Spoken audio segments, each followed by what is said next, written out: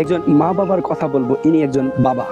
পৃথিবীর মধ্যে সবচাইতে আশ্রয়স্থলের জায়গা হচ্ছে মা আর বাবা। এরা হচ্ছে পৃথিবীর বাবা নামক একজন বটগাছ এবং মা নামকও একটা বটগাছ। তারা ছায়া দেয়, সব সময় নিরপেক্ষ নিঃস্বার্থ ছায়া সন্তানের জন্য রাখে। একটা কথা মনে রাখবেন, মা একটা জিনিস পারে না, বাবাও একটা জিনিস পারে না, আর সেই জিনিসটা হচ্ছে সন্তানের খেয়াল রাখতে রাখতে, সন্তানের নজর রাখতে রাখতে একসময় তাদের নিজের খেয়াল রাখতে পারে না, নিজের নজর নিজেরা রাখতে পারে না। সুতরাং একটা কথা বলবো ভাই বোনদেরকে আমি, পৃথিবীর সবচাইতে বড় দায়িত্ব আর কর্তব্য হচ্ছে তোমার ঈমান আনার পরে মা বাবাকে সেবা করা, মা বাবার কথা শোনা, মা বাবাকে আদর করা।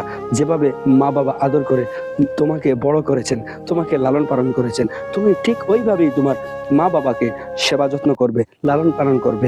তারপরও তুমি মা বাবার 1 ঘন্টার ঋণ মৃত্যুর আগ পর্যন্ত সেবা করলেও শেষ করতে পারবে না।